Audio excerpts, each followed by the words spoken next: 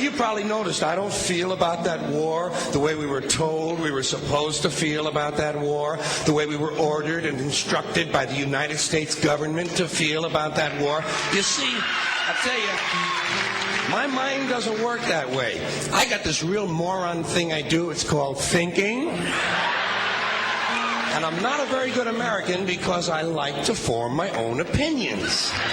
I don't just roll over when I'm told to. Sad to say, most Americans just roll over on command. Not me. I have certain rules I live by. My first rule, I don't believe anything the government tells me. Nothing. Zero. Nope.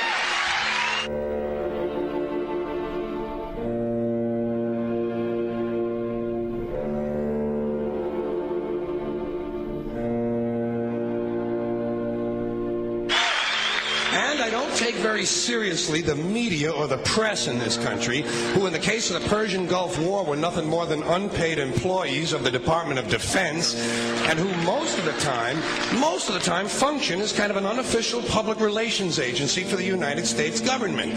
So I don't listen to them. I don't really believe in my country. And I gotta tell you folks, I don't get all choked up about yellow ribbons and American flags. Now, to balance the scale, I'd like to talk about some things that bring us together. Things that point out our similarities instead of our differences. Because that's all you ever hear about in this country is our differences. That's all the media and the politicians are ever talking about, the things that separate us, things that make us different from one another. That's the way the ruling class operates in any society. They try to divide the rest of the people. They keep the lower and the middle classes fighting with each other so that they, the rich, can run off with all the fucking money. Fairly simple thing, happens to work.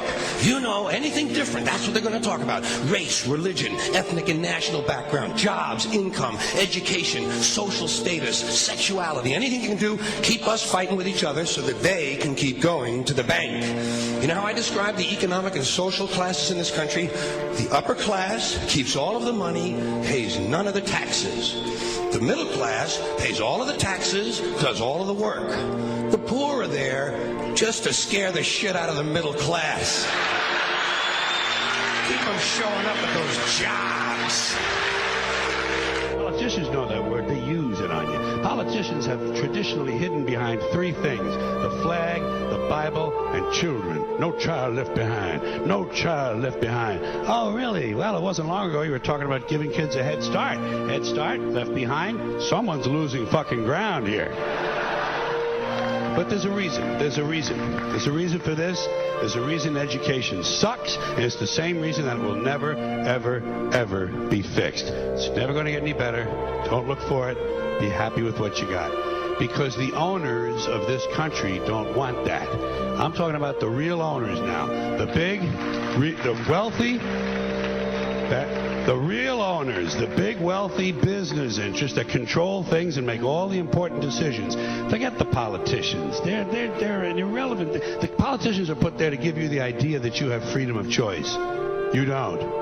You have no choice. You have owners. They own you.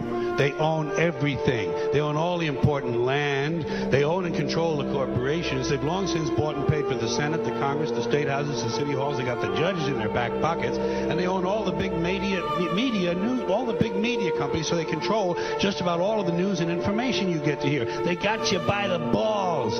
They spend billions of dollars every year lobbying to get what they want. Well, we know what they want. They want more for themselves and less for everybody else. But I'll tell you what they don't want. They don't want a population of citizens capable of critical thinking. They don't want well-informed, well-educated people capable of critical thinking. They're not interested in that. That doesn't help them. That's against their interest. That's right. You know something? They don't want people who are smart enough to sit around the kitchen table and figure out how badly they're getting fucked by a system that threw them overboard 30 fucking years ago.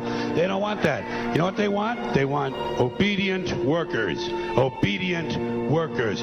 People who are just smart enough to run the machines and do the paperwork and just dumb enough to passively accept all these increasingly shittier jobs with the lower pay, the longer hours, the reduced benefits, the end of overtime, and the vanishing pension that disappears the minute you go to collect it. And now they're coming for your Social Security money. They want your fucking retirement money. They want it back so they can give it to their criminal friends on Wall Street. And you know something? They'll get it. They'll get it all from you sooner or later because they own this fucking place. It's a big club, and you ain't in it.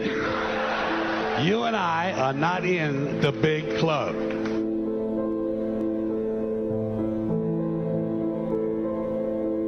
The greatest form of control is where you think you're free when you're being fundamentally manipulated and dictated to. One form of dictatorship is being in a prison cell and you can see the bars and touch them. The other one is sitting in a prison cell but you can't see the bar, you think you're free.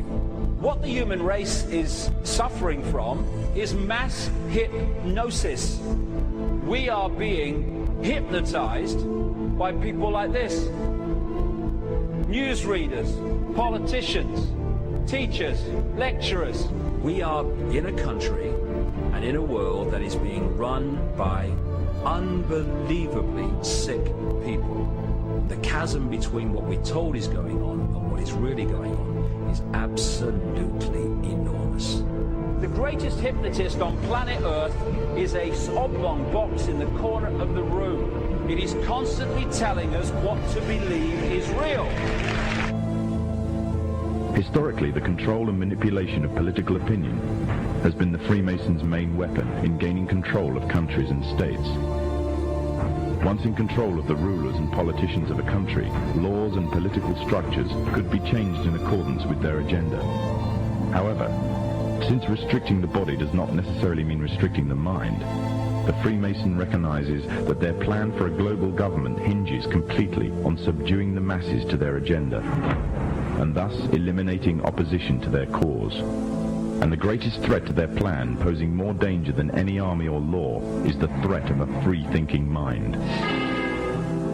In order to eliminate this threat and to achieve their objective, the Masons have set about the boldest plan ever devised: the complete control of every aspect of human life, your life.